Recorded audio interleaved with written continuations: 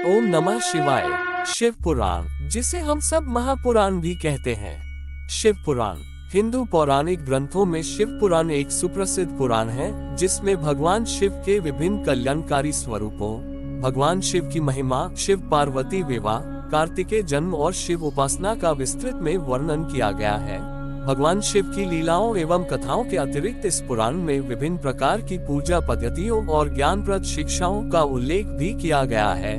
वैसे तो यह माना जाता है कि मूल शिव महापुराण में श्लोकों की संख्या 1,00,000 थी, लेकिन महर्षि वेद व्यास जी ने इसको 24,000 श्लोकों में संक्षिप्त कर दिया है तथा इसके 7 भाग संहिताएं हैं, जो कि क्रमशः इस प्रकार से हैं। 1. विदेश्वर संहिता, 2. रुद्र संहिता, 3. शतरुद्र संहिता, 4. कोटिरुद्र संहिता, 5. उमा संहिता, 6. कैलाश संहिता और 7. वायव्य संहिता। आज हम सब पहले शिव पुराण के द्वितीय अध्याय रुद्र संहिता के महत्व को जानेंगे। शिव पुराण श्री रुद्र संहिता पंचम खंड के 56वें अध्याय से 59वें अध्याय तक है। श्री रुद्र संहिता पंचम खंड 56वां अध्याय। बानासुर को गणपद की प्राप्ति। सनत कुमार जी बोले, हे महामुनि व्यास जी, जब भगवान शिव बानासुर और श्री कृष्ण में मित्रता करवाकर वहां से अंतर्धान हो गए, तब बानासुर ने श्री कृष्ण के साथ आदर पूर्वक अपनी पुत्री व दामाद को विदा कर दिया। इस प्रकार जब वे चले गए, तब अकेले में बैठकर बानासुर ने अपने आचरण के विषय में बहुत सोचा और उसे अपनी करनी पर बहुत पश्चाताप हुआ।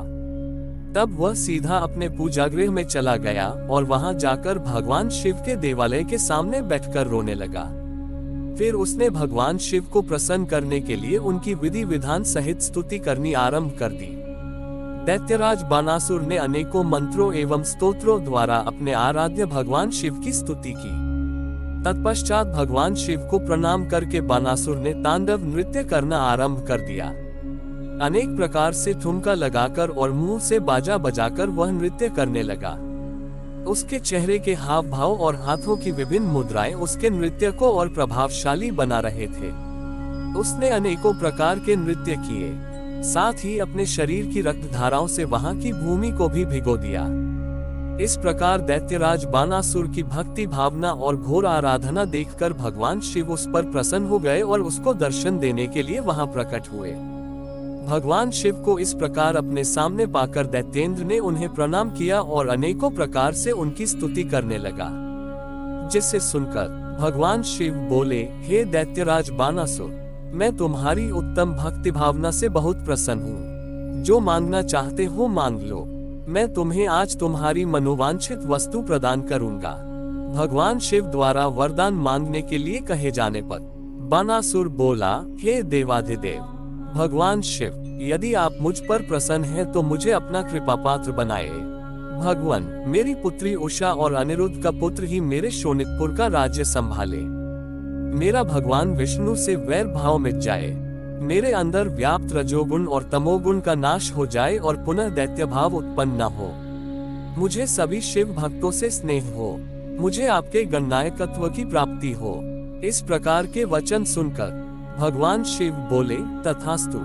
बानासुर, तुम्हें निश्चय ही मेरे गणनायक पद की प्राप्ति होगी। तुम्हारी सभी इच्छाएं अवश्य ही पूरी होंगी। ये कहकर भगवान शिव वहां से अंतर्धान हो गए। शिवजी के प्रसाद से बानासुर ने महाकाल तत्व प्राप्त किया, जिसे पाकर वह बड़ा प्रसन्न हुआ। श्री रुद्र संहिता पंचम खंड 57वां अध्याय।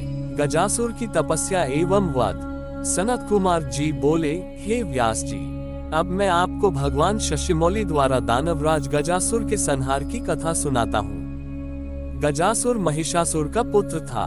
जब गजासुर को ये पता चला कि देवताओं के हितों की रक्षा करने के लिए उसके पिता महिषासुर का वध कर दिया गया है, तब उसे देवताओं पर बड़ा क्रोध आया।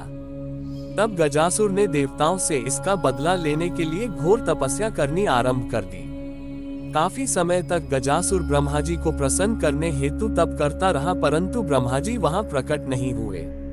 इधर दूसरी ओर उसके तप की ज्वाला धधकती जा रही थी, जिससे देवता चिंतित हो उठे।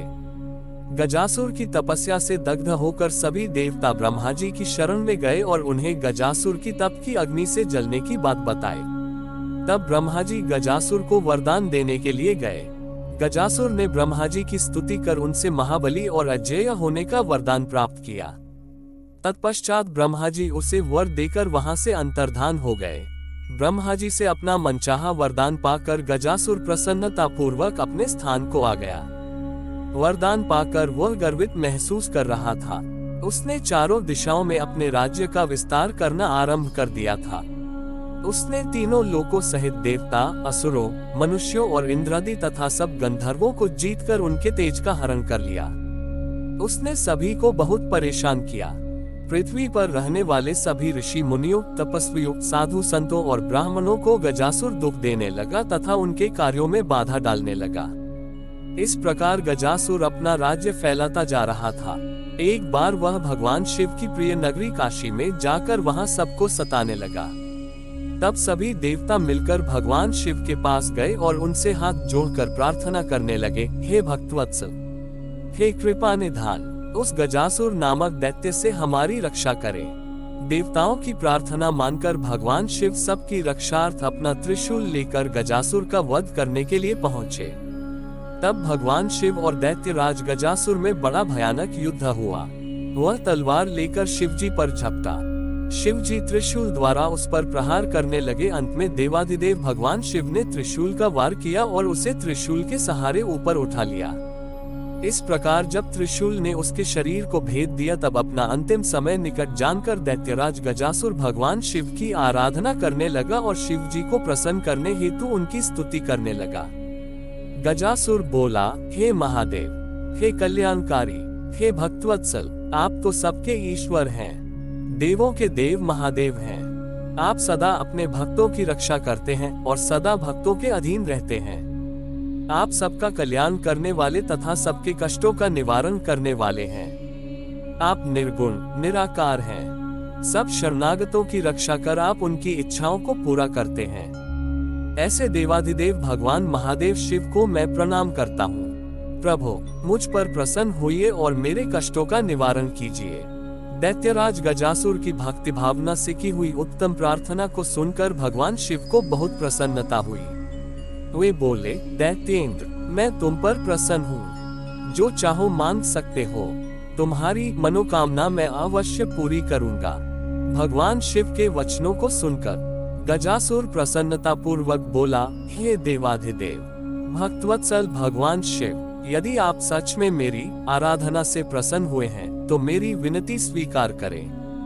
प्रभु, आपने अपने पवित्र त्रिशूल से मेरे शरीर को स्पर्श किया है, इसलिए मैं ये चाहता हूँ कि मेरे शरीर का चर्माभ धारण करें। भगवान, आप सदा मेरी खाल का ही ओढ़ना धारण करें और आज से आप कृत्यवासा नाम से विख्यात हों। भगवान शिव ने प्रसन्नता पूर्वक दैत्यराज गजासुर को उसका इच्छित वरदान प्रदान किया और बोले, हे गजासुर, तुम्हारे शरीर को आज मेरी प्रिय काशी नगरी में मुक्ति मिलेगी।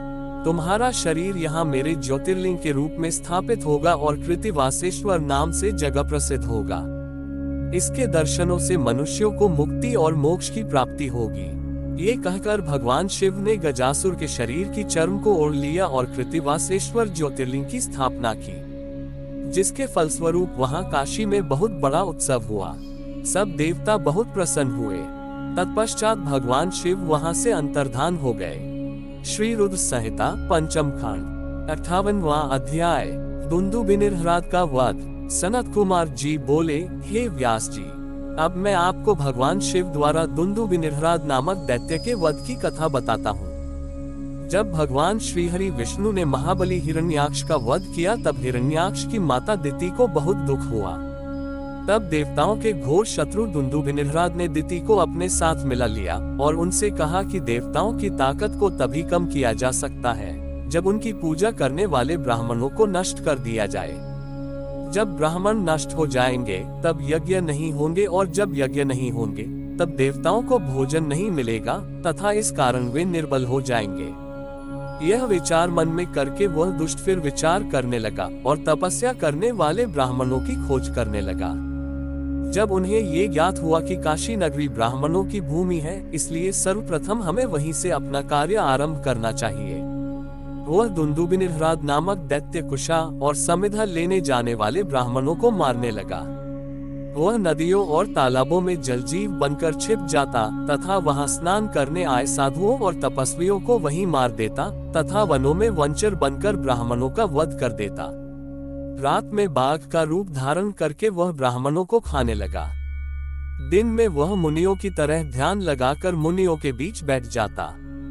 इस प्रकार उस दुष्ट राक्षस ने बहुत सारे ब्राह्मणों का वध कर दिया। एक शिवरात्रि के दिन भगवान शिव का एक भक्त देवालय में बैठकर भगवान शिव का पूजन करने के पश्चात ध्यान कर रहा था।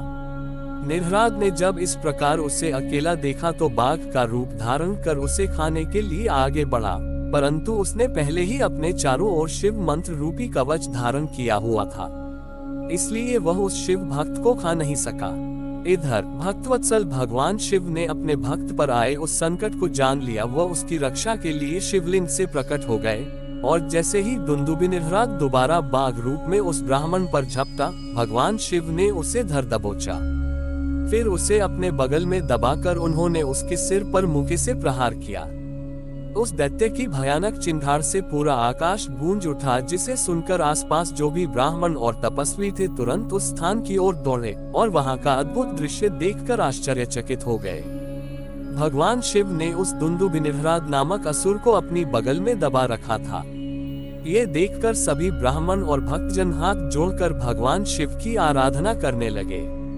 तब उनकी भक्ति भावना से की गई आराधना को सुनकर भगवान शिव बोले, हे मेरे प्रिय भक्तों, जो मनुष्य यहाँ आकर श्रद्धाभाव से मेरे स्वरूप का दर्शन करेगा, मैं उसके सभी कष्टों और दुखों का नाश कर दूंगा। मेरे इस लिंग का स्मरण करने के पश्चात आरंभ किए गए हर कार्य में मनुष्यों को सफलता मिलेगी। इस संसार में जो भी मनुष्य व्याघ्रेश्वर नामक उत्तम शिवलिंग के प्राकट्य के इस उत्तम चरित्र को स्वच्छ निर्मल मन एवं श्रद्धाभाव से सुनेगा, सुनाएगा, पढ़ेगा या पढ़ाएगा, उसकी सभी मनोकामनाएं अवश्य पूरी होंगी तथा उसके समस्त दुखों और कष्टों का नाश होगा। अंत में उस मनुष्य को मोक्ष की प्राप्ति होगी। भगवान शिव की उत्तम लीला से संबंधित ये कथा स्वर्ग, यश और आयु प्रदान करने वाली तथा वंश वृद्धि करने वाली है। श्री रुद्र संहिता पंचम खंड 59वां अध्याय। विदल और उत्पल नामक दैत्यों का वध। सनत कुमार जी बोले, हे महामुनि वेद व्यास जी, अब मैं आपको विदल और उत्पल नामक दो महादैत्यों के विनाश की कथा सुनाता हूँ। विदल और उत्पल दैत्यों ने ब्रह्मा जी की कठोर तपस्या करके उनसे किसी भी पुरुष के हाथों से न मरने का वरदान प्राप्त कर लिया था। ये वरदान पाकर वे दोनों दैत्य अपने को महावीर, बलवान और पराक्रमी समझने लगे थे। तब उन्हें अपने पर बड़ा अभिमान हो गया और उन्होंने अपने बल से सारे ब्रह्मांड को जीतकर अपने वश में कर लिया। तत्पश्चात उन्होंने सब देवताओं को भी युद्ध में परास्त कर दिया और उनके स्वर्गलोक पर अधिकार कर लिया। सब देवताओं ने ब्रह्मा जी को अपनी व्यथा सुनाई। तब ब्रह्मा जी ने उन्हें आश्वासन दिया और समझाया कि आप देवी पार्वती सहित भगवान शिव की आराधना करें, वे ही आपके दुखों को दूर कर सकते हैं। आप सब उन्हीं की शरण में जाएं। भगवान भक्तवत्सल हैं, वे निश्चय ही आपका कल्याण करेंगे। तब ब्रह्मा जी की आज्ञा मानकर देवता शिव शिवा की जय जयकार करते हुए अपने अपने धाम को चले गए। एक दिन की बात है, देवर्षि नारद भगवान शिव की इच्छा से प्रेरित होकर विदल और उत्पल नामक दैत्यों के पास गए और वहां उन्होंने उन महादैत्यों से देवी पार्वती के रूप सौंदर्य की बहुत प्रशंसा की। उनके रूप की प्रशंसा सुनकर दैत्य काम से पीड़ित हो गए। उन्होंने अपने मन में देवी पार्वती का हरण करने के बारे में सोचा। इस बुरी भावना को मन में लिए वे दैत्य पार्वती जी को देखने के लिए चल दिए। एक बार जब देवी पार्वती अपनी सहेलियों के साथ गेंद से खेल रही थीं, तब आकाश मार्ग से जाते समय उन दुराचारी दैत्यों की दृष्टि देवी पार्वती पर पड़ी। वे महादैत्य शिवगणों का रूप धारण करके उनके निकट पहुँचे। उनकी आंखों की चंचलता को देखकर भगवान शिव ने उन्हें तुरंत पहचान लिया। उन्होंने अलौकिक रीति से देवी पार्वती को भी इस बात का ज्ञान करा दिया कि वे शिवगण नहीं, राक्षस हैं। अपने आराध्य पति सर्वज्ञ शिव की बातों को देवी पार्वती ने समझ लिया। महादैत्यों को उनकी करनी का फल चखाने के लिए देवी पार्वती ने सखियों के साथ खेलते खेलते इस प्रकार से गेंद घुमाकर मारी कि उसकी चोट से चक्कर खाकर विदल और उत्पल नामक दैत्य धरती पर इस प्रकार गिर पड़े, जैसे तेज वायु के झोंके से पके हुए फल टपक कर धरती पर गिर जाते हैं। जिस प्रकार वज्र के प्रहार से बड़े बड़े शिखर पल में ढह जाते हैं, गिरते ही उनके प्राण पखेरु उड़ गए। इस प्रकार उत्पल और वेदल नामक महादैत्यों का वध करने के पश्चात वह गेंद ज्योतिर्लिंग के रूप में परिणत हो गई। दुष्टों का नाश करने वाला वह लिंग कंदुकेश्वर नाम से विख्यात हुआ। ये लिंग ज्येष्ठेश्वर के निकट स्थित है। काशी में स्थित कंदुकेश्वर ज्योतिर्लिंग दुष्टों का नाश करने वाला तथा भोग और मोक्ष प्रदान करने वाला है तथा मनुष्यों की सारी मनोकामनाओं को पूरा करता है। इस अनुपम कथा को सुनने अथवा पढ़ने से भय और दुख दूर हो जाते हैं तथा सुखों की प्राप्ति होती है और अंत में दिव्य गति की प्राप्ति होती है। ब्रह्मा जी बोले, हे मुनीश्वर, मैंने आपको समस्त मनोरथों को पूरा करने वाले रुद्र संहिता के युद्धखंड को सुनाया। ये शिव जी को प्रिय है और भक्ति और मुक्ति प्रदान करने वाला है।